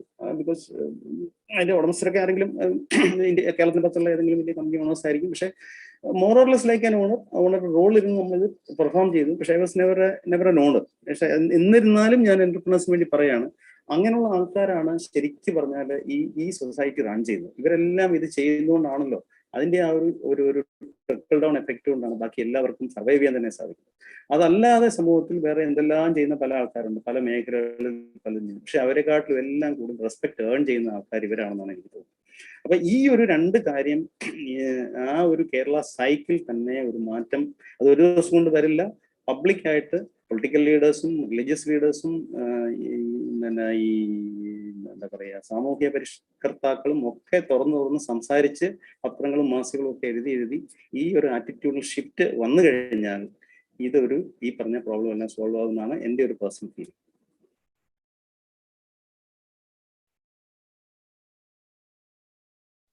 Okay, sir. Moving on to the next question. I had been in building material importing and distribution. Since the pandemic, my business gradually reduced to zero. After pondering what business would be good for me, I found that restaurant would be appropriate because of many reasons. I have done business plan with help of a software called Business Plan Pro. Sir, as you said, one should have the passion on business we do. My question is, I'm not good in culinary or I'm not even good in choosing good food for myself. I am good in general matters of trading business. Will business be successful? What are the things I should take care considering my scenario? Okay, so he has been importing certain construction material and selling, but because of the pandemic, that could not go forward. Then he went into restaurant business. Our restaurant business എന്താ പറയാ ഈ culinary aspects expertise കുറവാണ്, but overall general manage ചെയ്യാനുള്ള capacity ഉണ്ട്. So how to make it successful? This is a question, right? Yes, sir. That's I'm just repeating so that since it's a long one. See, restaurant business specific ആയിട്ട് എന്തെങ്കിലും ഒരു tip ഇന്നത് ചെയ്താൽ restaurant business successful ആകും എന്ന് പറയാൻ മാത്രമുള്ള ഒരു എക്സ്പെർട്ടൈസ് റെസ്റ്റോറൻറ്റ് ബിസിനസ്സിൽ എനിക്കില്ല. ജനറൽ ആയിട്ട് ഉള്ള കാര്യങ്ങൾ പറയാം. ഞാൻ എൻ്റെ ഏതെങ്കിലും ഇതിനകത്ത് ഞാൻ ഇതുവരെയും അഡ്വൈസ് ചെയ്തിട്ടുള്ള ഏതെങ്കിലും റെസ്റ്റോറൻറ്റ് ബിസിനസ് ഇതുവരെ I have not come across. പക്ഷേ ഒരു കാര്യമുണ്ട്, നമ്മൾ ഏത് ബിസിനസ്സിനും ഫണ്ടമെന്റൽസ് ആയിട്ട് ഞാൻ പറഞ്ഞ കാര്യങ്ങളെല്ലാം എല്ലാ ബിസിനസ്സിനും ആപ്ലിക്കബിൾ ആണ്. I talk several things about annual business plan, about review, about working capital. ഈ പറഞ്ഞ കാര്യങ്ങളെല്ലാം ഇതിനെല്ലാം ബാധകമാണ്. പിന്നെ ഓരോ ബിസിനസ്സിനും സ്പെസിഫിക് ആയിട്ട് ഒരു സ്ട്രാറ്റജി ഉണ്ടോ? I didn't say anything about strategy because strategy is very specific to each business. I talk about the overall running of the business. ഈ ഇപ്പൊ റെസ്റ്റോറൻറ്റ് ബിസിനസ്സിനകത്ത് ഒരു സ്ട്രാറ്റജി, ഇപ്പൊ അത് എന്ത് തരം റെസ്റ്റോറൻറ്റ് തന്നെ പലതരം ബിസിനസ്സസ്, പലതരം റെസ്റ്റോറൻറ്റ്സ് ഉണ്ട്. It may be different cuisines, it may be Chinese, it may be continental, it may be Indian. അതെന്താണെന്ന് എനിക്കറിയില്ല, അദ്ദേഹം ചെയ്യുന്നത്. പക്ഷെ ആ ബിസിനസ്സിനകത്ത് അത് ഇരിക്കുന്ന ആ ലൊക്കാലിറ്റിയിൽ സക്സസ്ഫുൾ ആക്കാനുള്ള ഒരു സ്ട്രാറ്റജി എന്താണെന്നുള്ളത് നമ്മൾ തന്നെ ആലോചിച്ചെടുക്കണം. ഇപ്പോൾ ഒരു എക്സാമ്പിൾ പറയുകയാണെങ്കിൽ, ഇപ്പോൾ ഈ കോവിഡിന്റെ ലോക്ക്ഡൗൺ ഒക്കെ കാരണം റെസ്ട്രിക്ഷൻസ്, ഇതിപ്പോ പെട്ടെന്നൊന്നും അങ്ങോട്ട് മാറിയിട്ട് എല്ലാം പഴയ പോലെ ആളുകൾ നിറഞ്ഞ് റെസ്റ്റോറൻറ്റിനകത്ത് കയറിയിരുന്ന് ഒരു ടേബിളിൽ തന്നെ 4 പേരിരുന്ന് ഭക്ഷണം കഴിക്കുന്ന സ്ഥിതി ഒന്നും പെട്ടെന്ന് വരുമെന്ന് പ്രതീക്ഷിക്കാൻ പറ്റില്ല. അപ്പോൾ ഇപ്പൊ പല റെസ്റ്റോറൻറ്റുകാരും ചെയ്യുന്ന എന്താണെന്ന് നോക്കിയാൽ മതി. ഇപ്പൊ ഞാനായിട്ട് സൊല്യൂഷൻ പറയുന്നതല്ല, പല റെസ്റ്റോറൻറ്റുകാരും ചെയ്യുന്ന എന്താണ്, ഈ സിറ്റുവേഷന് വേണ്ടിയിട്ട് ഇപ്പൊ പാർസൽ കൊടുക്കാം, പിന്നെ അത് കൂടാതെ people are doing home delivery. അപ്പോൾ പല ആൾക്കാരും they have shifted to home delivery rather than catering within the restaurant hall.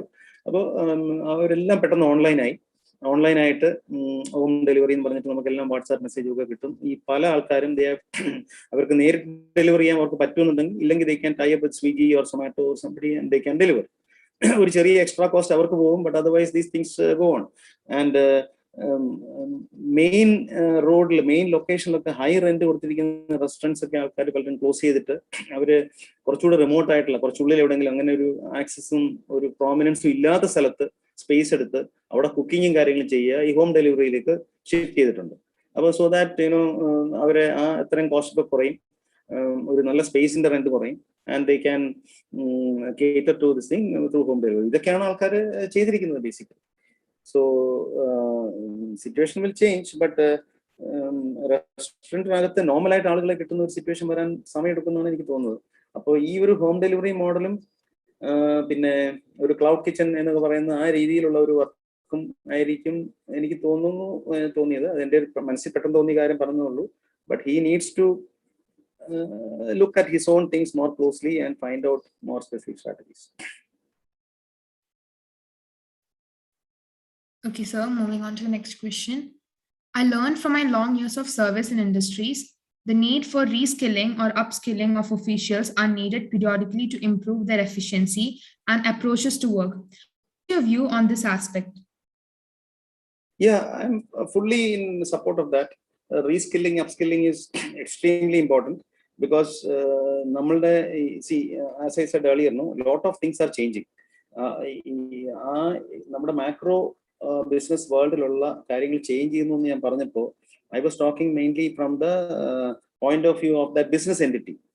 Competition, വേറൊരു കമ്പനി വരുന്നു, ഇതേ പ്രോഡക്റ്റ് ഉണ്ടാക്കുന്നു, ഇതിനെക്കാട്ടും ബെറ്റർ ടെക്നോളജി വെച്ച് ചീപ്പറായിട്ട് ഉണ്ടാക്കുന്നു, സോ കോമ്പറ്റീഷനിൽ നമ്മൾ താഴെ പോകും എന്നൊക്കെ പറഞ്ഞതുപോലെ നമ്മുടെ ഇൻഡിവിജ്വൽ ലെവലിലും നമ്മൾ ഓരോരുത്തരും ഏതെങ്കിലും ഒരു എക്സ്പെർട്ടൈസിനെ ബേസ് ചെയ്താണല്ലോ ഒരു കമ്പനിയിൽ വർക്ക് ചെയ്യുന്നത്.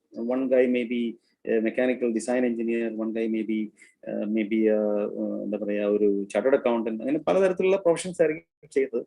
ഈ സംഗതികളിലൊക്കെ നമ്മൾ ആ ട്രഡീഷണൽ ആയിട്ട് ചെയ്തുകൊണ്ടിരുന്ന കാര്യങ്ങളുടെ എക്സ്പെർട്ടൈസ് ഒക്കെ നാളെ മെഷീൻസ് ടേക്ക് ഓവർ ചെയ്യുകയും കണ്ടമാനം ഓട്ടോമേഷൻ സോഫ്റ്റ്വെയറും ഒക്കെ വന്ന് നടക്കുമ്പോഴത്തേക്ക് നമ്മൾ ഒരു മാനുവൽ എക്സ്പെർട്ടൈസും സ്കില്ലും നമുക്കുള്ള സാധനങ്ങൾ പോരെങ്കിൽ നമ്മൾ വീണ്ടും സർവൈവ് ചെയ്യാനായിട്ട് എന്താണ് നമ്മളെ തന്നെ റീസ്കിൽ ചെയ്യുക അല്ലെങ്കിൽ അപ്സ്കിൽ ചെയ്യുക, ഈ കാര്യങ്ങളൊക്കെ നമ്മൾ ചെയ്യണം. അത് നമ്മൾ തന്നെ അതാണ് ഞാൻ പറഞ്ഞ മാക്രോ എൻവയൺമെന്റ് സ്കാനിങ്ങിൽ കൂടെ നമുക്ക് ഐഡിയ കിട്ടും എന്തിലാണ് നമ്മൾ പോയി സ്കില്ല് നേടേണ്ടതെന്നുള്ളത്. ആ ചെയ്യുന്ന അത് അങ്ങനെ ചെയ്ത് ചെയ്ത് തന്നെ നമുക്ക് സർവൈവ് ചെയ്യാൻ പറ്റത്തുള്ളൂ. The world is becoming increasingly competitive and more difficult actually. That I am fully in agreement. That needs to be done. പക്ഷെ then we need to also നമുക്ക് ചെയ്യാൻ പറ്റുന്ന കാര്യങ്ങൾ വരയ്ക്കണമല്ലോ. ഇപ്പം ഓരോരുത്തർക്കും ഓരോ കേപ്പബിലിറ്റിയും ഓരോ കോംപ്രിഹെൻഷൻ ലെവൽസും ഓരോ കാര്യങ്ങളും ഉണ്ട്, ഇൻട്രസ്റ്റും ടേസ്റ്റും ഒക്കെ ഉണ്ടല്ലോ. അപ്പം റിക്വയർമെന്റ് ഇന്ന പോലെയൊക്കെയാണ് വരുന്നത്, എന്റെ താല്പര്യങ്ങൾ ഇന്ന രീതിയിലാണ്. അപ്പൊ നമ്മുടെ താല്പര്യങ്ങളും റിക്വയർമെന്റും കൂടെ മാച്ച് ചെയ്യുന്ന സാധനങ്ങൾ കണ്ടുപിടിച്ചുകൊണ്ട് പോകാൻ ശ്രമിക്കാം. Okay. Okay, sir. The next question is, can you throw some light on quality reporting of the work done at different levels? Can you throw some light on? The quality reporting of the work done at different levels. Okay. Quality എന്ന് പറയുന്നത്, we all know that quality for any business, the product or service that any business gives to the customers, quality is something of extreme importance as far as what goes out of the organization, out of the company, from a customer's point of view. That quality to the client can be achieved only if the internal systems are all in line with that. അല്ലേ, നമ്മുടെ ഒരു manufacturing process ആണെങ്കിൽ the end product quality will be ensured only if all the internal processes and all the steps, each and every intermediate product stage, everywhere the quality is compliant. It may not be going to customer at that stage. A final stand ready aaguthu. But that is regarding the process of a manufacturing. Even manufacturing, even the administrative processes, files processing, data processing, ഇതിനകത്തും എല്ലാം ഈ പറയുന്ന quality ensure ചെയ്യേണ്ടത് important ആണ്. എവിടെയെങ്കിലും എറേഴ്സും പോർ ക്വാളിറ്റിയും വന്നു കഴിഞ്ഞാൽ അതെല്ലാം നമ്മുടെ ഫൈനൽ അഫക്ട് ചെയ്യാൻ പോകുന്നത് നമ്മുടെ പ്രോഡക്റ്റിന്റെയോ സർവീസിന്റെയോ അല്ലെങ്കിൽ നമ്മുടെ സർവീസിന്റെ ക്വാളിറ്റിയെ അഫക്ട് ചെയ്യും. അപ്പോൾ എല്ലാ ലെവൽസിലും ക്വാളിറ്റി എൻഷുർ ചെയ്യണം എന്നുള്ള കാര്യത്തിൽ സംശയമൊന്നുമില്ല. അതിന്റെ റിപ്പോർട്ടിംഗ് സിസ്റ്റം എന്ന് പറയുന്നത് it depends again on business to business, environment to environment, അത് മാറും. അതിൽ എനിക്ക് ജനറൽ ആയിട്ട് പറയാവുന്ന ഒരു കാര്യം, ഇപ്പോൾ ഈ we all no ISO 9001 is the quality management system which is internationally accepted as a tool for what you call ensuring consistency of quality. അപ്പം ഒരു പർട്ടിക്കുലർ ബിസിനസ് എൻവയൺമെന്റിനകത്ത് നമ്മൾ ISO 9001 ചെയ്യുമ്പോൾ ISO 9000 provide certain general guide lines. ആ general guide ലൈനെ എടുത്ത് നമ്മൾ ആ particular കമ്പനിക്ക് വേണ്ടി സ്പെസിഫിക് ആയിട്ട് നമ്മൾ അതിനെ അഡാപ്റ്റ് ചെയ്തുകൊണ്ട് വരുമ്പോഴത്തേക്ക് ആ കമ്പനിയിലെ എല്ലാ പ്രോസസ്സസും മാപ്പ് ചെയ്യപ്പെടും. ആ മാപ്പിങ്ങിനകത്തൂടെ ഓരോ സ്റ്റെപ്പിനകത്തും വേണ്ട കാര്യങ്ങളും ആ ഓരോ സ്റ്റെപ്പിലും ക്വാളിറ്റേറ്റീവായിട്ട് നടക്കുന്നുണ്ടെന്നുള്ളത് എൻഷുർ ചെയ്യാനുള്ള റിവ്യൂ മെക്കാനിസവും ഫീഡ്ബാക്ക് മെക്കാനിസവും റിപ്പോർട്ടിങ്ങും നോൺ കംപ്ലയൻസ് റിപ്പോർട്ടും എല്ലാ സാധനവും അതിനകത്തുണ്ട്. അപ്പോൾ ആ പീരിയോഡിക് റിവ്യൂസിൽ കൂടെ ഈ quality will be ensure. So I would say that to ensure നമ്മളെ rather than reinventing the wheel, ഇങ്ങനത്തെ ഒരു സ്റ്റാൻഡേർഡ്സ് ഇന്റർനാഷണലി അവൈലബിൾ ആയ സ്ഥിതിക്ക് ക്വാളിറ്റി എൻഷുർ ചെയ്യാനായിട്ട് ഒരു നമ്മൾ തന്നെ വേറൊരു സാധനം കണ്ടുപിടിച്ച് വീൽ റീഇൻവെന്റ് ചെയ്യാൻ പോകണ്ട. Wheel is already there, why it has be reinvented. ISO 9000 പോലത്തെ സിസ്റ്റംസ് ഇംപ്ലിമെന്റ് ചെയ്യുന്നതായിരിക്കും നല്ലത്. So your entire quality management system gets taken care. പക്ഷേ ഇത് ഇംപ്ലിമെന്റ് ചെയ്യണമെന്ന് പറയുമ്പം ഒരു കാര്യം പ്രത്യേകം ശ്രദ്ധിക്കേണ്ടത്, there are a lot of companies who implement all these ISOs merely for an image sake. അവരെ എക്സ്പോർട്ട് ചെയ്യുന്നുണ്ട്. അപ്പോൾ ISO ഇല്ലെങ്കിൽ അവരെ അക്സെപ്റ്റ് ചെയ്യത്തില്ല. അല്ലെങ്കിൽ നമുക്ക് നമ്മുടെ വിസിറ്റിംഗ് കാർഡിൽ ISO 9001 സർട്ടിഫൈഡ് കമ്പനി എഴുതാനുള്ള ഒരു ഭംഗിക്ക്, ഒരു ഇമേജിന് വേണ്ടി മാത്രം. അതല്ലാതെ ജെന്യുവൻ ആയിട്ട് അതിന്റെ സ്പിരിറ്റ് ഉൾക്കൊണ്ടുകൊണ്ട് നമ്മുടെ ഇന്റേണൽ ക്വാളിറ്റി സിസ്റ്റംസിനെയും ക്വാളിറ്റി കൺസിസ്റ്റൻസിയെയും ഇംപ്രൂവ് ചെയ്യാൻ വേണ്ടി കാര്യമായിട്ടൊന്നും ചെയ്യാതെ ഏതെങ്കിലും ഒരു നെയിംസേക്ക് കൺസൾട്ടന്റിനെയും വെച്ച് ഒരു സംഗതി ഉണ്ടാക്കി ഒരു സർട്ടിഫിക്കേഷൻ എടുക്കുന്ന ഒത്തിരി കമ്പനിയുണ്ട്. അങ്ങനെ ചെയ്തുകൊണ്ട് യാതൊരു പ്രയോജനമില്ല. ശരിക്കും ക്വാളിറ്റി ഇംപ്രൂവ് ചെയ്യണമെന്നുണ്ടെങ്കിൽ അത് വളരെ ജെന്യുവൻ ആയിട്ട് തന്നെ ചെയ്യണം. ചെയ്തു കഴിഞ്ഞാൽ ഈ പറഞ്ഞ എല്ലാ സ്റ്റെപ്സും ഈ റിപ്പോർട്ടിങ്ങും എല്ലാം ശരിയാവും.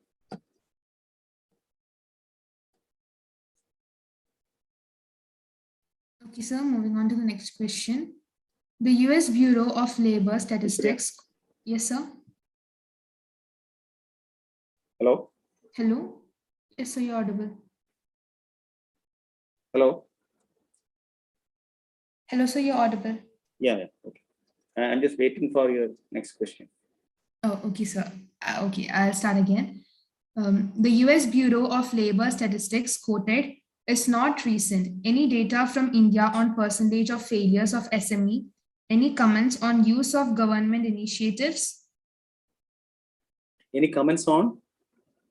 Any comments on use of government initiatives for the percentage of failures of SME? Any comments on use? Yes, sir, use. Government initiatives ഉപയോഗിക്കുന്നത് വേണ്ട പോലെ ഉപയോഗിക്കാത്തത് കൊണ്ടുള്ള ഫെയിലിയേഴ്സ് എന്താണെന്നാണോ ചോദ്യം? Sir, should I repeat the question? Yeah. The US Bureau of Labor Statistics quoted, "Is not recent. Any data from India on percentage of failures of SME and also any comments on government initiatives?"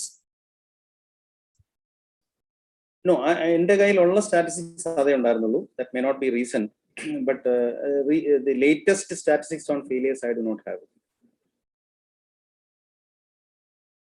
But I don't think it will be very much different because SME failures ഇത്രയും ഒക്കെ തന്നെ സംഭവിക്കുന്നുണ്ട്. പിന്നെ government initiatives ഉപയോഗിക്കാത്തത് കൊണ്ടെന്നുള്ളത് കാണുമായിരിക്കും. ഇപ്പൊ അങ്ങനെ ഒരു all over India ഓരോ SMEs ഫെയിൽ ചെയ്തിരിക്കുന്നതിന്റെ ഒരു സ്റ്റാറ്റിസ്റ്റിക്സിനെ ബേസ് ചെയ്തിട്ടല്ല ഞാൻ പറഞ്ഞത്. ഫെയിൽ ചെയ്യുന്നതിനകത്ത് പല കാരണങ്ങളുണ്ട്. അതിൽ ഗവൺമെന്റ് കൊടുക്കുന്ന പല ഇനിഷ്യേറ്റീവ്സും അല്ല പല ഇൻസെന്റീവ്സും ഉപയോഗിക്കാത്തത് കൊണ്ടുള്ള ഇഷ്യൂസ് കാണും. അതിനെപ്പറ്റി അവയർനെസ് ഇല്ലാത്ത ആൾക്കാരുണ്ടാവും, അതുണ്ടാകാം. പക്ഷെ അതിലെല്ലാം കൂടുതൽ ഞാൻ നേരത്തെ പറഞ്ഞ പോലെ ആ ബിസിനസ് റൺ ചെയ്യേണ്ട രീതിയിൽ അത് റൺ ചെയ്യാത്തതാണ് പ്രധാനപ്പെട്ട കാരണം എന്നാണ് എനിക്ക് തോന്നുന്നത്. ഗവൺമെന്റിന്റെ ഇൻസെന്റീവ്സ് എന്നൊക്കെ പറയുന്ന ഒരു പരിധി വരെയൊക്കെ ഹെൽപ്പ് ചെയ്യുള്ളൂ. If they themselves run it in the proper manner with a proper business plan, with a proper direction and a proper strategy, that is the main thing. Incentives ഒക്കെ നമുക്കൊരു certain level of ചെറിയൊരു level of support മാത്രമേ ഉള്ളൂ. അതായത് ഇൻസെന്റീവിനെ മാത്രം base ചെയ്ത് ഒരു business success ചെയ്യാൻ പറ്റുള്ളൂ. ആ കാലമൊക്കെ പോയി. Some states were giving, പണ്ട് ഈ GST ഒക്കെ വരുന്നതിന് മുന്നേയുള്ള കാലഘട്ടത്തിൽ some states were giving വളരെ റിമോട്ട് അണ്ടർ ഡെവലപ്ഡ് ഏരിയാസിൽ ഇൻഡസ്ട്രി സ്ഥാപിച്ചു കഴിഞ്ഞാൽ you get tax holiday for 10 years 15 years. അതിനെയൊക്കെ ബേസ് ചെയ്തിട്ട് റോ മെറ്റീരിയൽ വയബിലിറ്റിയോ അല്ലെങ്കിൽ മാർക്കറ്റ് നിയർനെസ്സോ ഒന്നും ഇല്ലാത്ത സ്ഥലത്ത് പോയിട്ട് നമ്മൾ പ്രോജക്റ്റ് സ്ഥാപിച്ചിട്ട് അങ്ങനെയൊക്കെ ആൾക്കാർ ചെയ്തിട്ടുണ്ട്. പക്ഷെ അതെല്ലാം പോയില്ലേ ഇപ്പൊ. സോ ഇൻസെന്റീവ്സ് ഇമ്പോർട്ടന്റ് ആണ്, പക്ഷേ we should not depend on such incentives alone. We should look at the business and we should do the proper thing, proper planning, and strategization should be okay. All the steps should be okay. It should be done in a disciplined manner. It will become okay.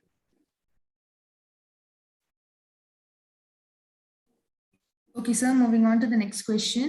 Aishwarya, may I interrupt? Yes, sir. Yes, sir. So sorry to interrupt. We are getting late. We will stop at this time. And the remaining questions will be collected from the chat box and sent to Mr. Roy Kurian and get the answers and give it to you. Sorry for the inconvenience. I share you may proceed with the remaining part of the program. Okay, sir.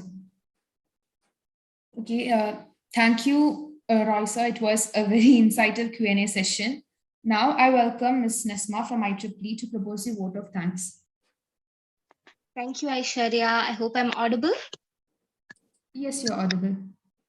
Good evening, all. Thank you all for attending the 69th talk of the Inter-Society Weekly Webinar Series.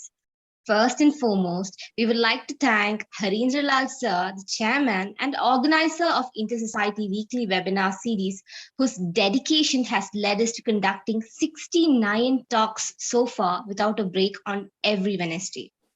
We would also like to thank Mr. Roy Kurian, who was our keynote speaker for today, and he has answered a lot of the queries that has come in from the audience. So thank you, sir, so much. Our Inter-Society Weekly Webinar Series is hosted jointly by the Institute of Engineers India Kerala Seat Center, IEEE Computer Society of India Trivandrum Chapter CSI, Project Management Institute Kerala Chapter PMI, Internet Society Trivandrum Chapter, ISAC Waka Maulavi Foundation Trust Trivandrum, BMFT, IEEE Engineering in Medicine and Biology Kerala Chapter, EMDS. We would like to thank all the organizations involved in our initiative.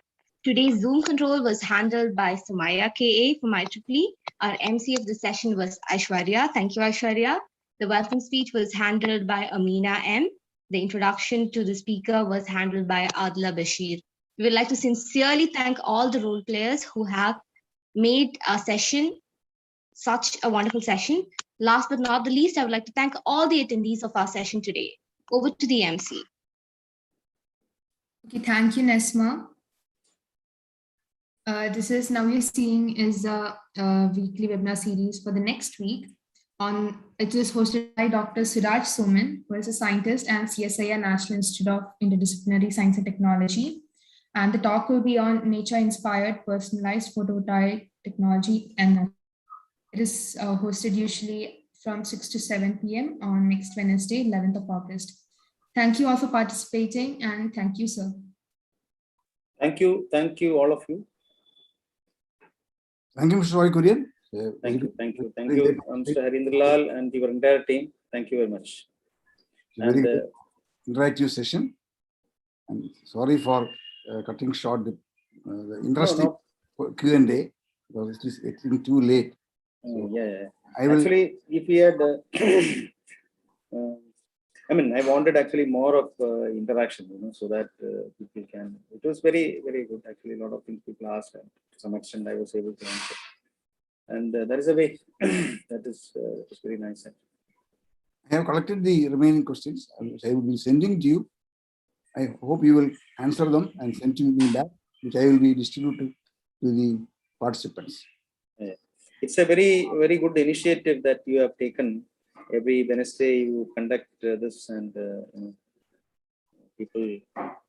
One more thing I want to mention. Normally, the percent participation ratio is previously it was 50%. Recently, it has come down to 30%. But in your case, it is 86%. So it's a very great thing. Most of the participants who are registered has attended or interested in the topic, and they have attended, and they have. Okay, that is the actually attended to registered. That's the ratio. Yeah. Okay, attended to registered. Initially, it was 50%. Recently, it was come to 30%. Okay. Seeing the registration low, I was very much apprehensive about that. But I saw the participation level has even gone to 85%. It's a very great achievement that I bestow to you that credit. Thank you very much. Okay, thank you. And I am obliged and grateful if in some small way I could enlighten people with whatever I have learned in my journey. So it was a very, very great experience. I'm talking on behalf of the other participants. Definitely, it is a great experience from your experience. Yeah, that's a very great thing. Thank you very much. And thank you once again for your time taken and come over here and for the presentation and giving the question and answer very interactive way in a very active form. Thank you very much once again. Thank you. So shall I log off now? Yeah, thanks all the participants. I will invite you for the next talk by Dr. Suraj Sherman from the CSIR NIST, Nature Inspired Specialized Photovoltaic Technology Naturally. Thank you very much. Thank you. Sumaya, you may close it. Yes, sir.